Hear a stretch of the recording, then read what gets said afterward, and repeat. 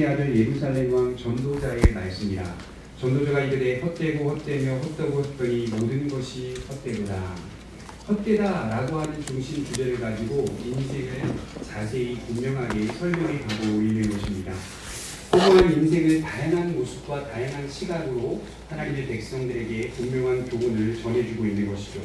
제가 누차 강조를 드렸지만 허무한 인생을 구체적으로 설명하는 전도자의 의도는 우리에게 살아갈 의욕을 빼앗기 위해서가 아닙니다.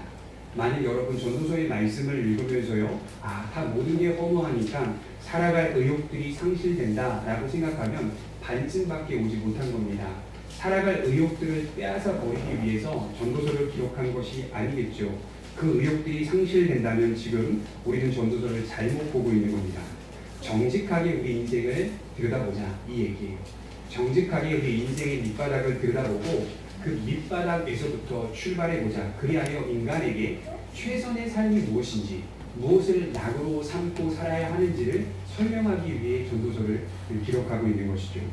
과연 인간이 무엇으로 살아야 참된 행복과 만족을 누릴 수 있는지 강조하려고 이 책을 쓰게 된 것이죠. 그래서 전도서는 흙 속에 숨겨진 진주라고 말하기도 합니다. 곳곳에 숨겨져 있는 암시적인 질들이 풍성하게 자리를 잡고 있습니다. 문장과 문자 단어를 보게 되면 잘 발견이 안 되지만 문맥을 자세히 읽고 또 읽어보면 그 안에 숨겨진 암시적 질들이 풍성하게 자리를 잡고 있다는 거죠. 그것을 발견하는 기쁨으로 우리는 이 자리에 앉아 하나님의 말씀을 듣고 있는 겁니다. 대안이 없는 인생에 대하여 비판이나 원망이나 절망이나 하면서 이 자리에 앉아있자, 그러기 위해서 우리가 여기 모인 건 아니라는 것이죠. 정직하게 인생의 밑바닥을 들여다보고 고개를 한번 들어보자. 밑바닥에서 출발해서 인생의 고개를 한번 들어보자. 히브리인들에게 고개를 든다는 것은 하나님을 경외하자는 것과 같은 동의어입니다. 땅만 보며 살지 말고 고개를 들자는 건 여호와 하나님을 의지하며 살아가자. 그것이 인간에게 주신 참된 낙이다. 이렇게 말씀을 하는 거죠. 우리 신명기 11장을 한번 찾아보겠습니다. 신명기 11장 11절입니다.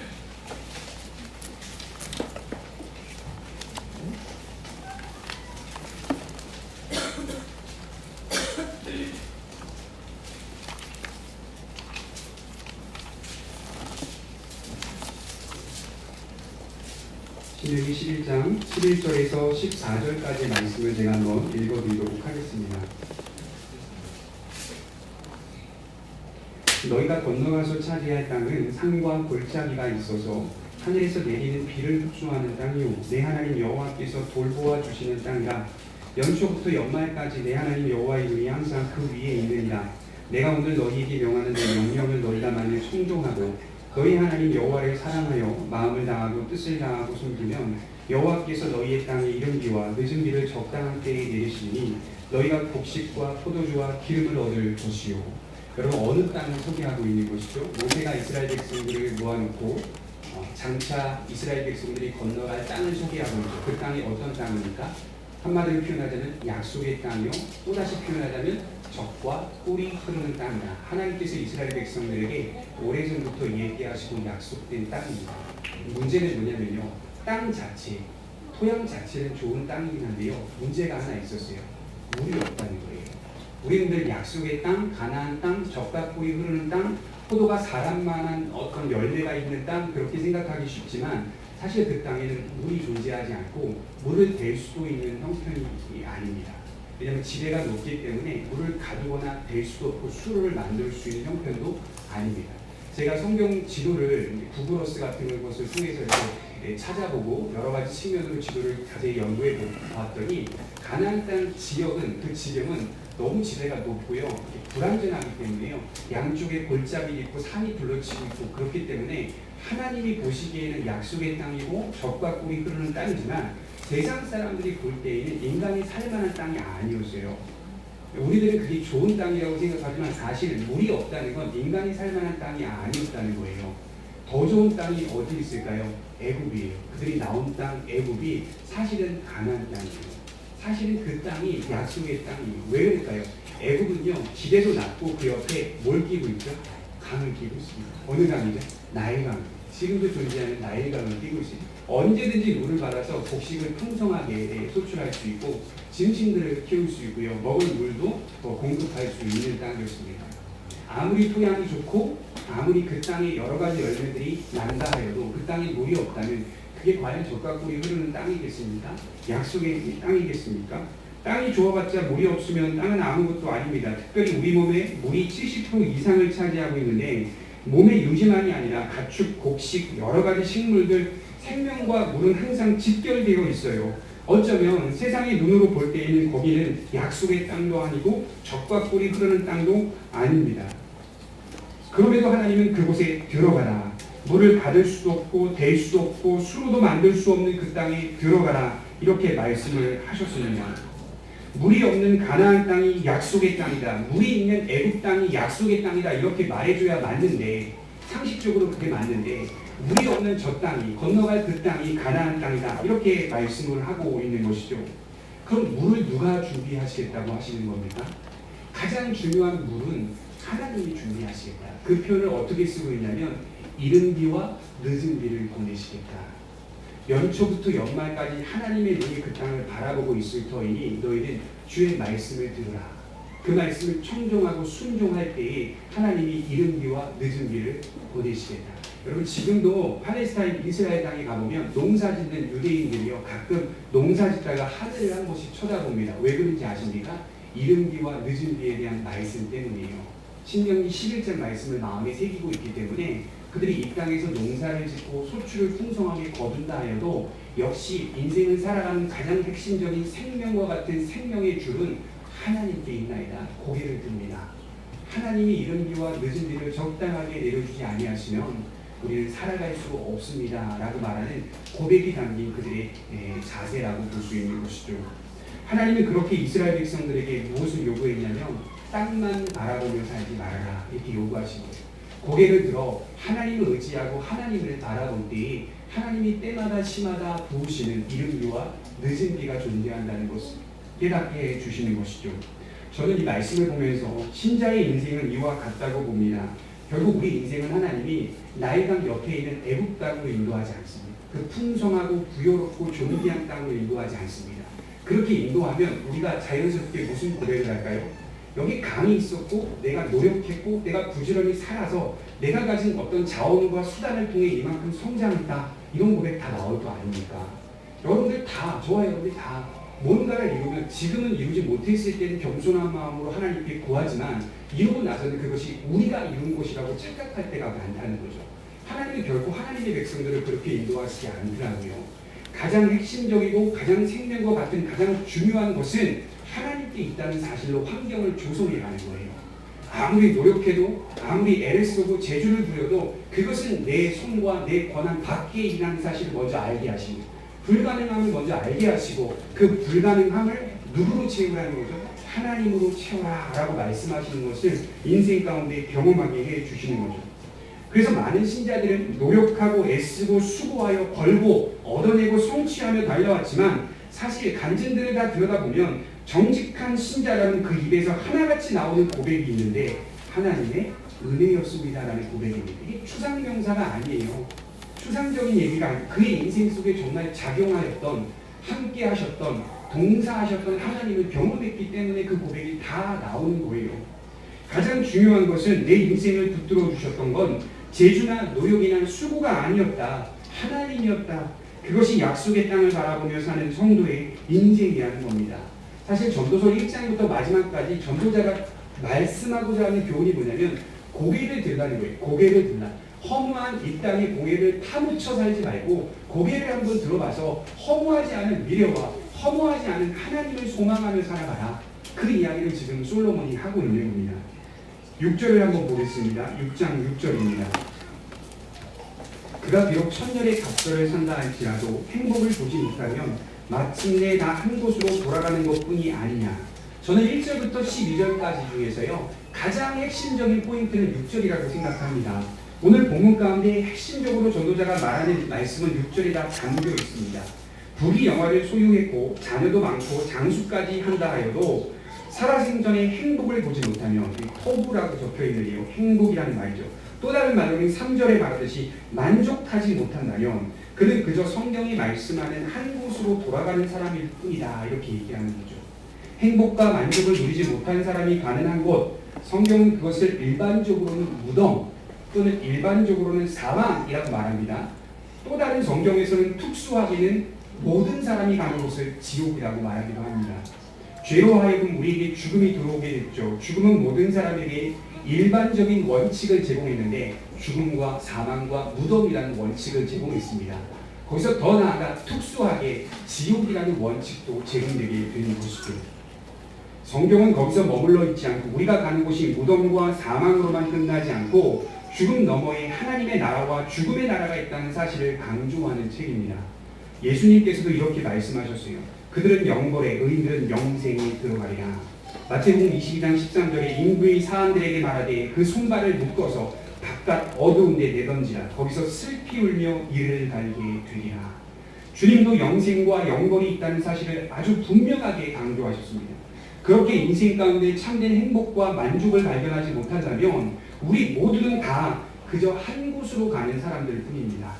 사실 오늘도 말씀을 준비하며 전도자가 1절부터 인생의 폐단들의 말씀들을 나열해가는 것을 보면서 우리를 전도하고 있구나 이렇게 생각하셔야 돼요.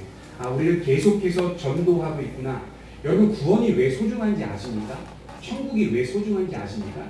천국 자체가 소중해서가 아니더라고요. 제가 가만히 말씀을 연구해 보니까 내가 연관되어 있으니까 소중한 거예요. 구원도 왜 소중한가 봤더니 내가 있기 때문에 소중한 거예요. 거기에 내가 무관하면요 구원이 소중한 게 아니에요.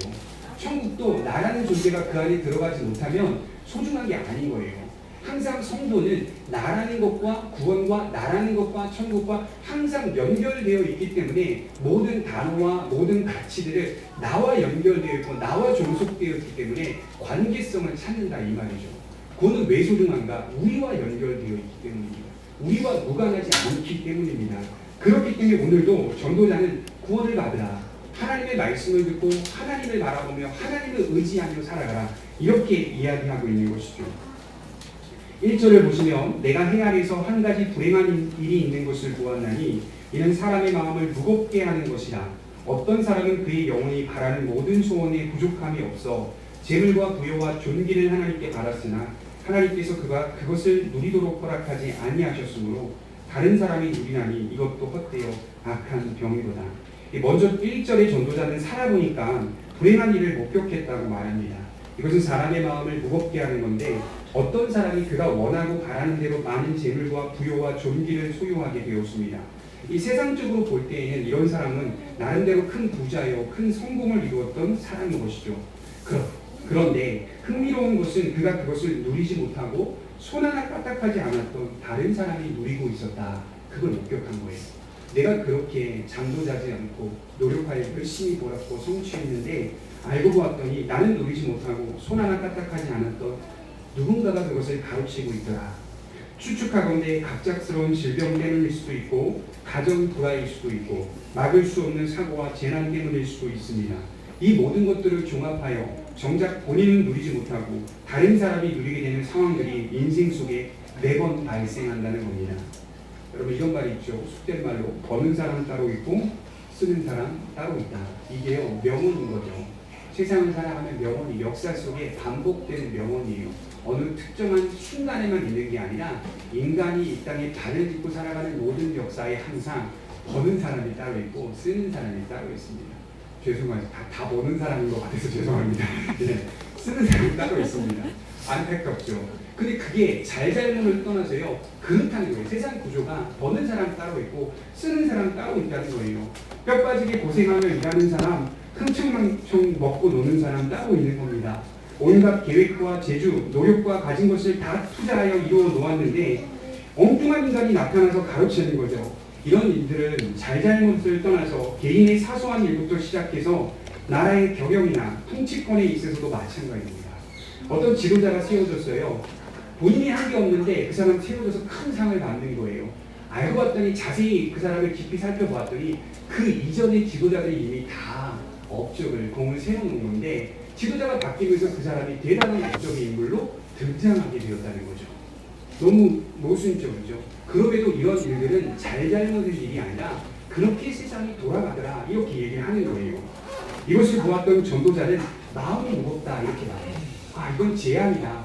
마음이 무겁게 하는 일이다 이렇게 말씀을 하는 겁니다.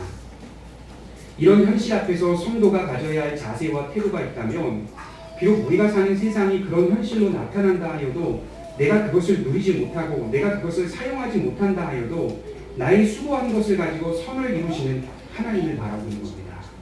비록 그런 구조로 계속돼요. 정말 나는 쓰지도 못하고 다른 일을 다 가로채는 것 같아요.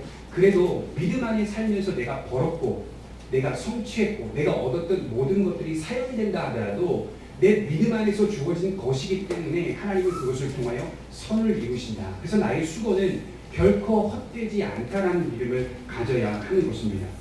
예컨대 하나님을 의지하며 살면서 여러 물질들을 벌었습니다. 하나님이 여러 물질들을 주셨습니다. 그러나 정작 자신은 쓰지도 못하고 누리지도 못하고 손 하나 까딱하지 않은 내 자식들이 막 흥청망청 쓰는 겁니다. 믿음의 사람들은 그것을 아까워하거나 부조리한 것으로 생각하지 않습니다. 자식이 믿음 안에서 올바로 자라주기만 한다면, 내가 번 재물을 사용하면서 믿음 안에서 건전하게 자라주기만 한다면 오히려 내가 겪은 고생과 희생을 보람과 기쁨으로 바꿀 수 있다는 겁니다. 성도가 이런 마음이 있는 거예요. 그건 부모와 자녀와의 관계니까 그렇죠 목사님, 이렇게 따질 수 있겠지만 이런 원칙은 모든 부분에 적용될 수 있는 겁니다. 하나님을 의지하며 살면서 나에게 부어주신 모든 것들을 다른 사람이 쓴다고 하여도 사용하는 그 사람이 믿음 안에서 세워지기만 한다면, 그 사람이 영원히 구원받기만 한다면 나의 수고는, 내가 번 재물은 헛된 재물도 아니고 헛된 수고도 아니더라, 이렇게 얘기하는 거죠. 성도의 인생 가운데 하나님이 일하시는 법칙이 있습니다. 잘 기억하시고요. 하나님이 성도의 인생 속에 일하시는 법칙이 있어요. 이걸 누가 말씀하셨냐면 예수님이 말씀하셨는데, 버는 사람 따로 있고 쓰는 사람 따로 있어도 버는 사람이나 쓰는 사람이나 동일하게 모두 기쁨이 되게 하시는 게 예수님의 원칙입니다. 요한복음 4장 36절에 보시면 거두는 자가 이미 삭도 같고 영생에 이르는 열매를 모으나니 이는 뿌리는 자와 거두는 자가 함께 즐거워하게 하려 함이라, 그렇게 말씀하셨어요. 뿌리는 자와 거두는 자 모두가 다 함께 즐거워하게 하려 함이라. 하나님이 일하시는 법칙이죠. 내 손에 비록 내가 번 물질을 사용하지 못하는 상황이 온다 하여도 하나님은 결코 그것을 헛된 수고라고 말씀하시지 않고 뿌리는 자나 거두는 자나 모두가 다 즐거움이 되게 하신다, 이렇게 말씀을 하는 거죠. 하나님이 세상 가운데 성도들을 통하여 일하시는 원칙은 심는 자나 거두는 자 모두 보람과 기쁨이 되게 하십니다. 비록 우리가 수고하여 이룬 것을 다른 이가 거둔다 하여도 수고한 자도 기쁨이 되게 하신다는 겁니다. 믿음 안에서 살았던 삶의 모든 수고가 결코 헛되지 않습니다. 성도에게는 이것이 부조리한 페달이라고 말할 수 없습니다. 이런 것들은 부조리해, 이런 것들은 잘못돼서 이렇게 말하기보다는 이런 것들이 우리 인생에 펼쳐진다 하더라도 하나님의 섭리 가운데 선을 이루어 가시는 하나님을 바라보는 거예요.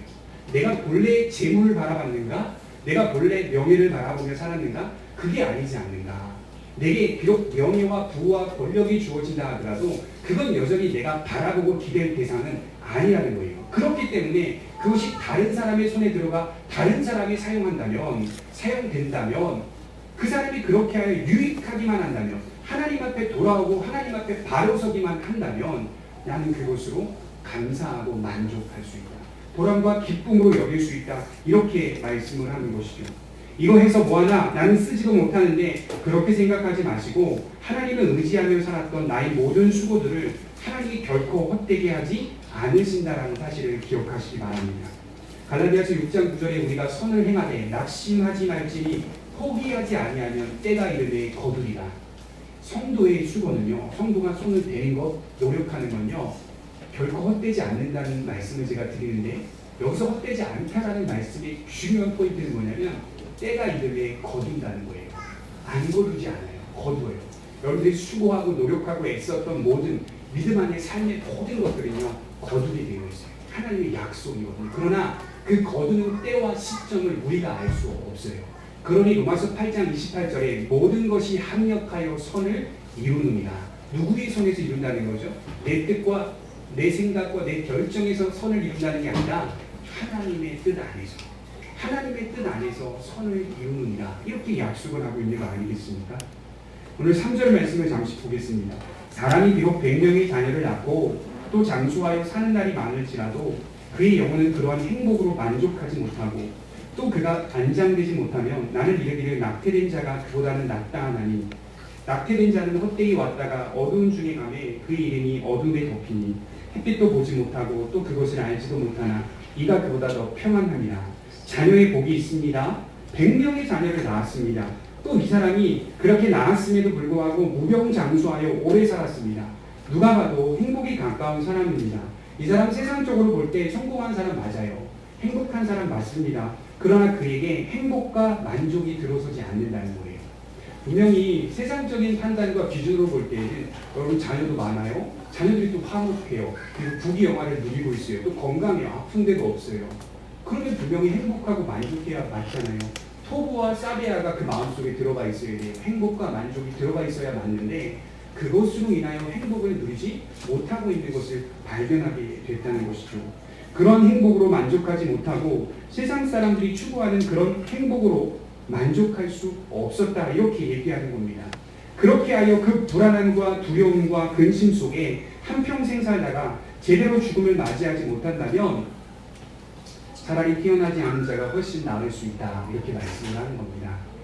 그렇게 한평생 사는 자보다 근심과 두려움과 불안함으로 억눌려 한평생 사는 자보다 차라리 낙태된 자가 더 평안하다 이렇게 말씀을 하는 거죠. 굉장히 과장해서 극대화해서 우리를 설명하고 있는 것이죠. 그렇게 세상적으로 남부럽지 않게 소유했고 얻었고 살았던 사람이 행복과 만족을 보지 못하고 죽음을 맞이한다면 일찍 낙태된 자보다 훨씬 못한 인생을 사는 것이라고 말씀하는 겁니다. 제가 이 말씀을 준비하면서 한 사람이 떠오르더라고요. 머릿속에.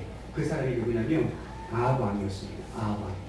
이스라엘의 악한 왕 아합은 세상적인 잣대로 들이밀면 성공한 왕이었습니다.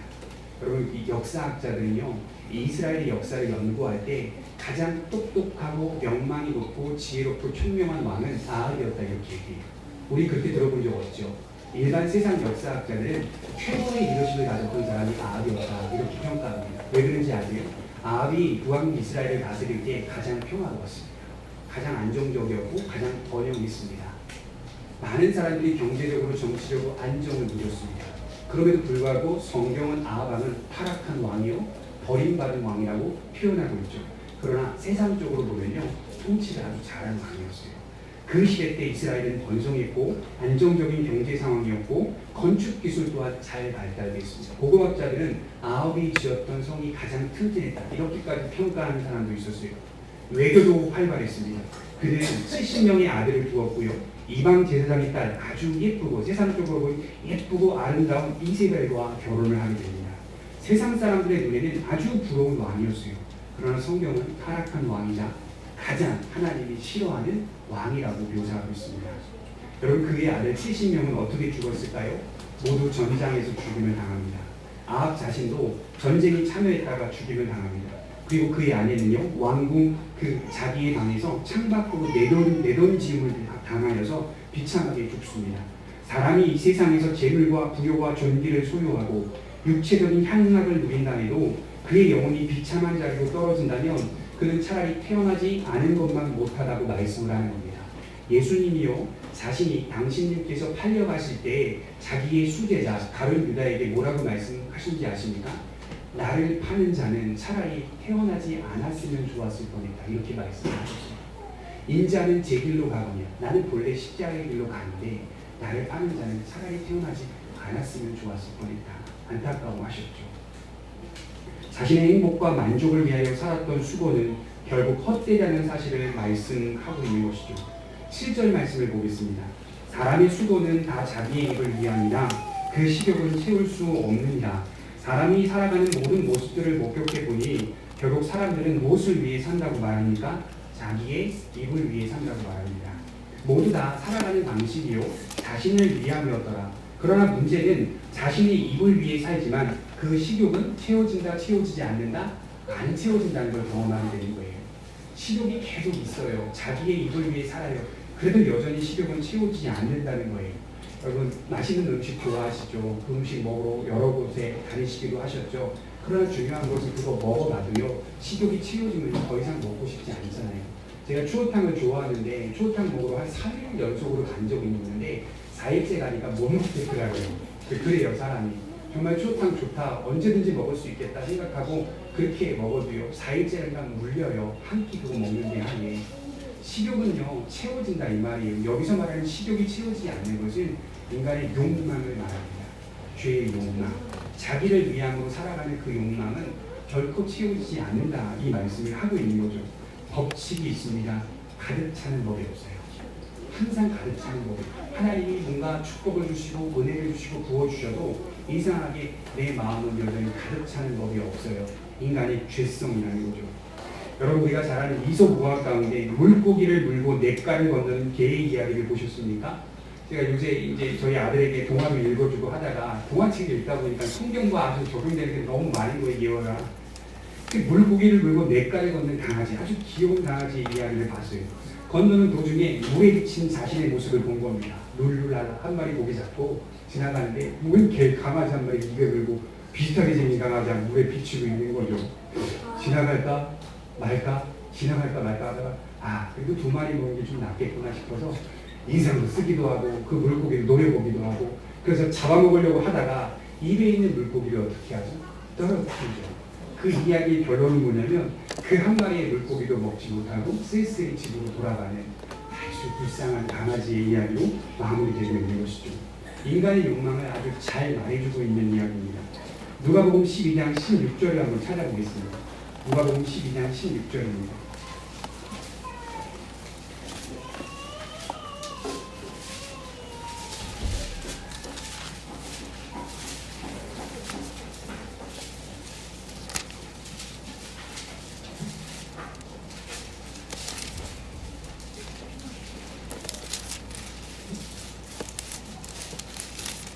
누가복음 12장 16절에 보시면 예수님이 어리석은 부자에 대해서 이렇게 이야기하고 계십니다.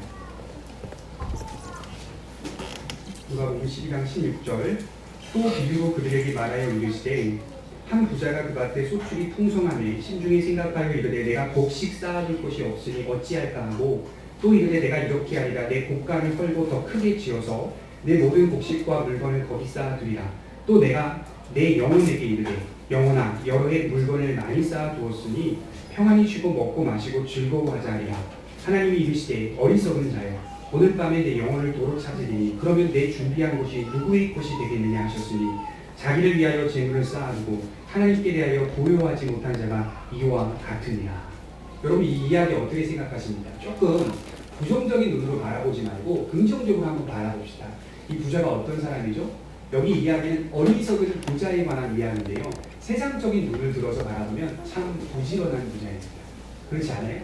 이 사람 상식적으로 보면 똑똑한 부자고요. 참 부지런한 부자이고요. 잘 준비하려고 애쓰고 최선의 삶을 살려고 하는 부자입니다. 그는 자기의 땅에 소출이 풍성한 것을 경험했습니다. 창고가 하나 있었는데 그 창고에 곡식을 넣어도 거기에 가득 찰 뿐만 아니라 더 넣어야 하는 상황이 발생이 된 거죠.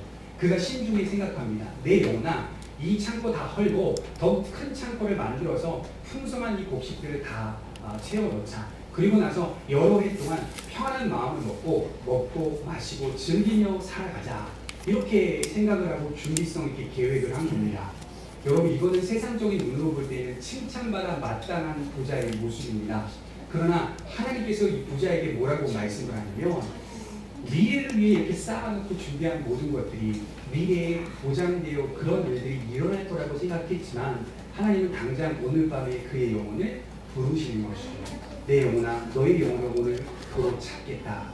그렇다면 너가 그렇게 준비하고 계획한 모든 곡식들, 풍성한 모든 소출들이 누구의 것이 되겠느냐. 아까 제가 말씀드렸죠. 어떤 사람은 큰 재물을 벌어도 손 하나 까딱하지 않은 사람이 사용하는 일들이 빈번하다고. 그런 일이 동일하게 예수님이 말씀을 하는 거죠. 세상적으로 볼 때에는 이 사람 참 지혜롭고 똑똑하고 준비된 사람 같지만 하나님의 시각과 하나님의 눈으로 볼 때에는 아주 어리석은 사람입니다. 아주 어리석은 사람입니다. 하나님이 영혼을 찾자 그의 미래는 없는 거예요. 존재하지 않는 거예요. 이 사람이 왜 어리석었는지 한번 보세요. 21절 말씀에 보면 그 핵심을 이렇게 말씀을 하고 있습니다. 이 사람의 어리석음을 이렇게 주장하고 있어요. 자기를 위하여 재물을 쌓아두고 하나님께 대하여 부요하지 못한 자가 이와 같으니라. 문제가 뭐였냐면 준비한 건 맞는데 준비하는 사람의 마음에 문제가 있었어요. 그 마음이 온통 탐욕에 쩌들어서 자기의 식욕을 위해 살았다는 얘기입니다. 자기를 위하여 살았다는 거예요. 자기만을 위해 준비했다는 거예요. 문제는 하나님께 대하여는 어떻다고요? 인색했다는 거예요. 부유하지 않았다는 거예요. 그렇게 사는 것 자체가 세상적으로 볼 때에는 준비되어 있고 바람직하게 삶을 사는 것 같지만 믿음의 사람들은 준비성이 필요 없다는 얘기가 아니에요. 미래에 대한 준비는 해야죠. 그러나 미래에 대한 준비가 철저하게 과장되게 이루어지는 게 아니라 미래를 준비하되 미래에 준비되는 것이 내가 마련하고 준비한 자원과 수단이 아니라 하나님의 손이다 라고 하면 미래를 준비하는 거죠. 그러면 그 미래에 준비되는 모든 모습들이 하나님께 대하여 인색하지 않죠. 하나님께 대하여서도 여전히 부요하면서 내 미래는 하나님의 손에 있으면서도 현실을 살아가면서 필요한 자원이 나에게 있어야 하니 과하지 않게 과장하지 않게 준비하는 지혜와 총명을 얻게 되는 것이죠.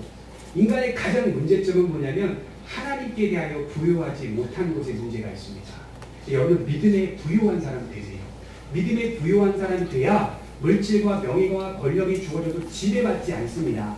입술로는 난 물질 지배받으며 살지 않아. 난 자유로운 사람이야. 이렇게 말씀하시죠. 뉴욕에 미국에 있는 그 갤럽이라고 하는 통계를 내는 데서는요. 대부분 사람들이 많은 경우 인권 외치는 사람들이 인권적이지 않을 가능성이 더 크다. 이렇게 얘기했어요. 심리학자들이. 난 물질 필요 없어. 나는 하나님 돼. 이렇게 말하는 사람들 중에 물질 좋아하는 사람이 더 많을 가능성이 크다. 이 일반적인 심리학자들이 통계를 그렇게 냈다는 거예요. 그러니까 인권 외치지 말고 인권적인 삶을 살면 돼요. 그렇지 않겠습니까? 복음 외치지 말고 복음적인 삶을 살면 되고, 그렇죠? 우리가 하나님 앞에서 깨어 있다면 하나님께 부요한 마음을 갖고 우리에게 주어진 모든 수단과 자원들을 바람직하게 생각하고 바람직하게 사용한다 이 말이죠. 어리석은 부자는 다 모든 것이 자기에게만 맞춰져 있고 삶의 모든 목적이 영원하 평안히 먹고 마시고 즐거워하자에 맞춰져 있는 거예요. 내 미래에 일하지 말고 평안히 먹고 마시고 즐거워하자에 맞춰져 있다는 겁니다. 그래서 하나님은 내 영혼을 오늘 도로 찾겠다. 그렇다면 너가 준비한 모든 것들은 너의 것이 아니지 않느냐 이렇게 이 말씀을 하는 것이죠. 사실 우리 미래는 보장된 게 없습니다. 국민연금 막 열심히 보셔도요 보장된 게 없어요. 물론 보여야 돼요. 그렇지만 그것에 만족을 누리고 안도하는 그 순간 여러분 그 유혹에 빠지는 거예요. 내가 뭐 65세 되고 70대 되고 이렇게 그거에 안도하는 순간 유혹에 빠지는 거예요. 하나님께 부여하지 않은 사람이 될 가능성이 있는 거예요. 그게 필요 없다는 얘기는 하지만 그것에 만족하고 안주하려고 살아가는 그 자체가 어리석은 부자와 같은 꼴이 되는 거예요. 우리를 하나님께 그렇게 부르신 적이 없거든요. 구원을 우리 그렇게 주신 게 아니거든요. 주님 것 다 피와 물 다 빼서 주신 거거든요. 그러면 우리에게 주신 물과 피를 다 쏟아내면 우리에게 주신 구원의 가치를 안다면 우리가 그 가치를 마음에 새기고 하나님의 뜻 가운데 더 사람답게 교회다운 사람으로 성도답게 살아가야 할 목적과 사명이 있는 겁니다. 그게 바로 하나님께 대하여 부요한 삶을 사는 사람의 모습이다. 이렇게 말씀을 하는 것이죠. 저는 다른 말로 이렇게 표현하고 싶습니다. 하나님께 부요한 사람은 서로 유익을 끼치는 자이다. 이렇게 말씀을 드리고 싶어요. 믿음의 유익을 끼치는 삶, 그게 바로 가장 부요한 삶을 사는 사람의 자세입니다. 여러분 인간에게는 근본적인 가난이 있습니다. 재물의 많고 적음이 아니라 인간이 가지고 있는 어떻게 할 수 없는 근본적인 가난이 있습니다. 그 가난을 오해해서 잘못 짚은 거죠. 내가 마음이 좀 허하네, 내 심령이 조금 허하네. 그걸 오해해서 뭘로 자꾸 채우죠? 육체적인 어떤 것으로 채웁니다. 내가 마음이 공허하니까 더 많이 채우자. 그래서 달려드는 거죠. 방향을 잘못 짚습니다. 자기가 소원하고 바라고 가지는 것으로 채워보려 하는 겁니다. 그러나 결국 그 식욕은 채워지지 않는 것을 발견하는 거죠. 그래서 예수님이 이렇게 말씀하신 적도 있어요. 심령이 가난함을 깨달은 사람이 사실은 가장 복된 사람이다. 심령이 가난한 자는 복이 있나니 무엇이 그들의 것이라고요? 천국이 그의 것이다. 가난한데요 가장 좋은 게 그에게 임하는 거예요. 이상하지 않아요 논리가? 가난하면요 없어야 맞아요. 그러나 심령이 가난한 자는 복이 있나니 천국이 그의 것이다. 심령이 가난한 것을 발견할 때 비로소 복이 시작되는 겁니다. 내 영혼의 가난함, 내 영혼의 단절, 내 영혼의 허무함을 깨닫는 순간 비로소 복이 시작되는 겁니다. 그렇기 때문에 물질과 명예와 권력에 기댈 수 없습니다. 단 한시라도 하나님만 바라보며 내 영혼을 채워주시고 만족시켜 주실 수 있는 하나님의 은혜를 구하며 사는 것. 그리고 그의 안에 천국이 소유가 되게 되는 것이죠. 8절에 보시면 이것을 더욱 강하게 강조하고 있습니다. 지혜자가 우매자보다 나온 것이 무엇이냐? 살아있는 자들 앞에서 행할 줄 아는 가난한 자에게는 무슨 유익이 있는가? 그가 아무리 지혜자라 하여도 그것을 이룰 수단과 자원이 없는 사람이라면 아무런 유익이 없는 사람이다. 아주 지혜로운 사람이 여기 있습니다. 삶의 이치를 잘 깨달았어요. 어떻게 사는 방법도 사람들 만나면 잘 얘기해주는 사람이에요. 그러나 그것을 실현할 뭐가 없다는 거죠? 재산이 없는 사람인 거예요. 그러니까 누가 봐도요, 살아가다 보면 아주 똑똑한 사람이 있거든요. 똑똑하고 지혜로운 사람도 있는데 그분이 참 가난해. 그러면 자기가 생각하고 고민한 이런 것들을 이루어낼 수단과 자원이 없죠. 그죠? 그러면 내가 아무리 지혜로워도 아무런 유익이 없는 거예요. 진짜 지혜로운 사람이라면 부자여야 돼요. 왜냐하면 그 지혜를 실현할, 성취할, 나타낼 수단과 자원이 있어야 바람직한 거 아니겠습니까? 그러니 오늘 전도자는 그렇게 된다면 지혜로운 사람이나 우매자나 똑같은 거 아니냐? 그런 사람은 다 똑같은 거 아니냐? 이렇게 평가하고 있는 겁니다. 근데 여기서요, 말하는 가난이라고 하는 단어는 재물이 없다는 것을 뜻하지 않습니다. 재물이 없는 사람을 말하는 게 아니라 영적인 교훈을 담아내고 있는 거예요. 인간이 가진 근본적인 가난이 있는데 아무리 세상적 이치를 많이 깨닫고 알았다 하더라도 온 세상을 통치하시는 하나님을 발견하지 못한다면 그는 마음으로 공상만 하는 자다. 구절을 그렇게 말하고 있어요. 마음으로 공상만 하는 자예요. 세상적으로 보면 현자 같은 사람들 있죠. 케이블 TV 보면 유시민 씨, 그 다음에 유승민 씨, 전원책 이런 분들을 대화하는 거 보면요, 정말 현인입니다. 그 말하는 솜씨 들어보면요, 말만 잘하는 게 아니라요, 담고 있는 내용이 박식합니다. 정말 어떻게 수많은 그 역사와 정보와 지식들을 다 담아내고 있는지 깜짝깜짝 놀랍니다. 근데 그 안에 하나님이 없다면 우매자나 다를 바가 없다, 이 얘기하는 거예요. 여전히 그는 가난한 사람이다. 그 얘기를 전도자가 말씀을 하고 있습니다. 아무리 깊은 철학이 있어도 그 안에 하나님이 없습니다. 하나님이 없다고 한다면 그는 공상만 하는 자입니다. 현자나 우매자나 똑같다라고 외치고 있는 겁니다. 그래서 우리는 어디까지 가야 할까요? 여호와를 경외하는 것이 지혜의 근본이요 거룩하신 자를 아는 것이 영처의 근본이야. 이를 발견한 사람이 참된 현자다. 하나님을 경외하고 거룩하신 자를 아는 것, 여기까지 가라고 성경은 우리에게 요구하고 도전해주고 있어요. 그리고 계속 하나님을 알아가라. 하나님을 알아가는 것이 인간에게 주신 가장 큰 복이다 말씀을 하고 있는 거예요. 여러분, 인생의 시간들 우리가 살고 있습니다. 이 시간들이 복된 이유는 이 험난한 세월 속에 하나님을 알아가니까 복된 겁니다. 하나님을 알아가는, 어제의 하나님이 아니라 오늘의 하나님이 또 다른 거예요. 물론 성경의 틀 안에서 성경적 하나님을 만나지만 그래도 세월 속에서 하나님을 알아가는 그 성숙과 깊이가 달라지는 거예요.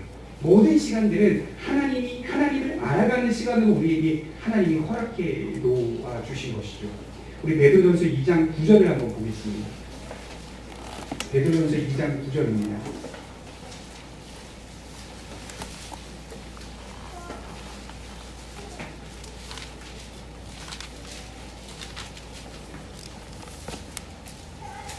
우리가 잘 아는 말씀인데요. 베드로전서 2장 9절입니다. 이번 같이 한번 읽어보도록 하겠습니다. 시작. 그러나 너는 택하신 족속이요 왕 같은 제사장이요 거룩한 나라요 그의 소유가 된 백성이니 이는 너희를 어두운 데서 불러내어 그의 기이한 빛에 들어가게 하시니 아름다운 덕을 선포하게 하려 하시니라. 여기 두 맥락이 나오죠. 두 주제가 나오죠. 하나는 우리의 신분의 변화에 대한 주제가 담겨 있어요. 그러니까 너희는 택하신 족속이요 왕 같은 제사장들이요 거룩한 나라요 그의 소유가 된 백성이니, 여기까지가 신분의 변화가 있었다 이렇게 말씀을 하는 거죠. 그 이유는 신분의 변화가 일어난 사람들이 삶의 실천으로 나가지 않으면 안 된다, 이 말씀을 두 번째로 하고 있는 것이죠. 이는 너희를 어두운 데서 불러내어 그의 기이한 빛에 들어가게 하시니 아름다운 덕을 선포하게 하려 하시니라. 쉽게 말해 우리가 구원받은 목적은, 거룩한 백성이 된 목적은 그 삶의 방향과 목적을 다시 세우게 되는데 그것은 하나님의 덕을 선전하는 방향을 갖게 된다는 거예요. 하나님의 덕을. 그러니까 우리가 다 사는 목적이 무엇입니까? 라고 물어보면 하나님이 나를 구원하신 그 아름다움을 선전하기 위해 산다는 겁니다. 물질을 버는 목적이 뭡니까? 하나님의 덕을 선전하기 위해 번다는 거예요. 명예를 버는 것도 권력을 버는 것도 하나님의 아름다우신 하나님의 덕을 선포하게 하여 하시기 위해 우리를 구원하신 겁니다. 하나님이 우리를 물과 피를 다 쏟아 구원하셨다면 그것으로 끝내지 않으시더라고요. 성경을 보면 그렇게 구원한 사람을 붙잡아서 강제성을 띠더라도 그를 하나님의 덕을 선전하는 사람으로 이끌어 가신다는 말이죠. 넌 끝까지 선전 안 하는구나. 구원을 받았고 믿음을 갖고 그리스도를 영접했고 그리스도를 고백하긴 하지만 여전히 죄성이 심각하여 하나님을 따르려 하지 않는 거예요. 그런 사람들에게는 강제성이 부여되는 거예요. 인생이 개입하시죠. 섭리하셔서 인도하셔서 그의 손길로 하나님의 덕을 선전하게 하신다는 사실을 알게 하시는 겁니다. 말씀을 전하는 저나 말씀을 듣는 여러분들이나 사명은 사실 다 똑같은 거예요. 사명이 틀리지 않아요. 우린 다 하나님의 덕을 선포하는 사명을 가지고 덕을 그분의 덕, 그분의 아름다움. 그러기 위해서는 뭐가 필요할까요? 그분을 알아가는 게 필요한 거예요. 알아가야죠. 알아가야 하나님의 덕이 무엇인지를 선전하고 선포할 수 있게 된다는 것이죠. 가장 유익한 삶이 무엇이냐? 하나님의 아름다운 덕을 선포하는 삶이 유익한 것입니다. 6장에 말하고자 하는 것은 인간에게 가장 유익한 삶은 부러워할 만한 세상적 위치를 가지는 게 아니다. 헛된 것을 더하게 하는 많은 일들, 그 일들이 세상에 놓여 있는데 11절에 그걸 붙잡고 살아가다 후회만 할 뿐이다. 그러니 결론을 이렇게 맺고 있어요. 10절에 말하듯이 능히 다툴 수 없는 강한 분이신 하나님을 붙잡고 살아가야 한다라고 말씀을 합니다. 왜 그럴까요? 왜냐하면 그분은 모든 것을 규정하셨고 모든 것을 이미 아셨고 모든 것을 이미 정하신 분이시기 때문이다. 이렇게 전도자가 결론을 내리고 있어요. 우리가 하나님을 섬기고 우리가 하나님을 바라보는 이유가 여기에 있습니다. 하나님은 이미 이름을 칭하셨고 이미 모든 본질을 규정하셨고 삶의 모든 것들을 정하신 분입니다.